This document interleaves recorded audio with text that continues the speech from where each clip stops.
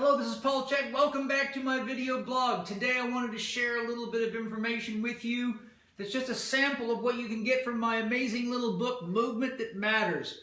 This thing has all sorts of stuff that's easy to understand, easy to apply. It teaches you about my primal pattern movement system, how to choose which movements to train, how to break complicated exercises into simpler exercises and build back up to the level of technicality or complexity or performance that you want. I show you how the movement patterns work together. I show you what biomotor abilities are, so you learn how to determine what specific types of activities or skills you need, such as strength, power, flexibility, endurance, coordination, agility, and balance, and how to incorporate those and look at those from a perspective of an exercise program. So that's Movement That Matters. I show you what motor engrams are, how the nervous system learns a movement, and why you have to be careful about what you teach it, because it's a lot harder to change a movement once it's built into the system. If it's done incorrectly, it takes about 10 times the amount of repetitions to fix an exercise pattern that's dysfunctional than it does to create one. So it's a long, slow process to make the correction once you teach it wrong. Today I'm going to give you a brief snapshot of something else that's real relevant today. You know, I'm one of the key pioneers behind this whole gym movement for Swiss balls, and there's all sorts of talk about their confusion about how to use the ball. But let's talk about something down in the dirt, simple. We're going to look at reflex reactions and movement.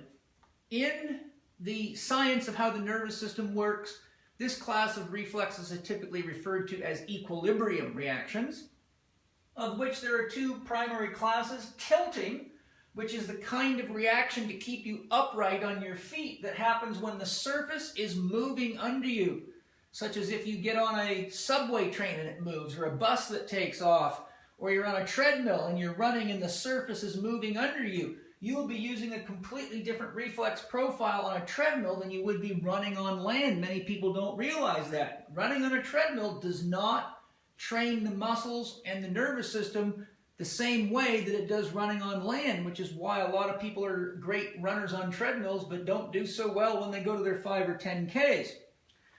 Righting reactions relate to being on a surface that is stable underneath you. So here you can see, if you're on a balance beam, no matter how tricky, if you're doing a back walkover or even a back flip, you are using a righting reflex. Therefore, a person that's conditioned and is training or competing in a righting dominant environment will not be helped by Swiss ball exercises where the ball's moving around or doing activities where this surface is moving underneath them, because it trains the nervous system in a completely different way.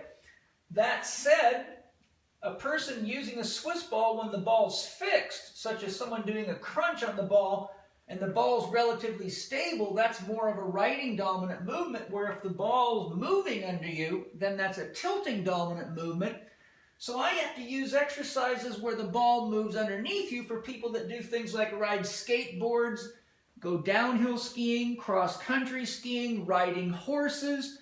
And then there's many activities that use both. If you're surfing, if you're riding a horse, if you're on a fishing boat or you're out in a boat paddling, there's times where where the boat's more stable than you and you're propelling it or moving across it, and there's times where the board may stop real quick, or it may slide, or a ski may slide.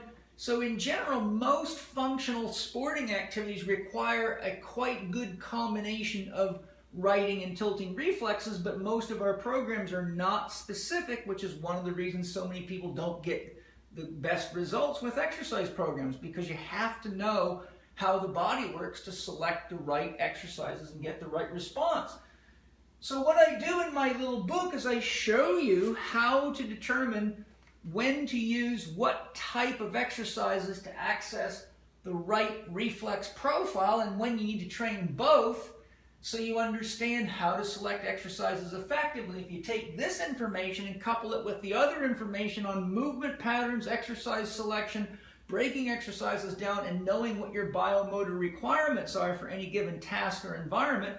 Remember, biomotor requirements are things like flexibility, strength, power, endurance, speed, coordination, agility, and balance, which are all essential factors that are involved in every physical task we do.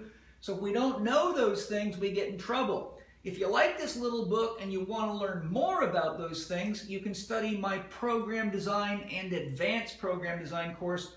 In the advanced program design course, I go much deeper into these concepts and show you how to apply them to case histories.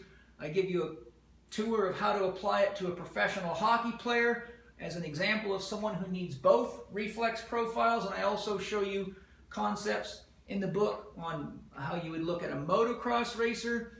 I also show you how you would use the conditioning concepts in my advanced program design course to rehabilitate a furniture mover, which is in a completely different environment. So there you go, little tips, Movement That Matters, great little book, love the author, badass dude. Bit bald. Then you've got program design to learn how to manipulate the acute variables, reps, sets, loads, tempo, and rest periods, and advanced program design, which is advanced. It's the most common course I get sent back because it's too technical for people.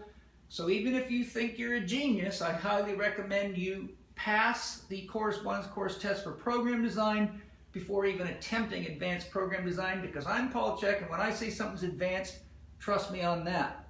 Thanks for joining me today. Hope you enjoy reading my book, Movement That Matters, so you can learn to master your body, your mind, your exercise program, so you can be twisted steel and sex appeal, baby. See you next time.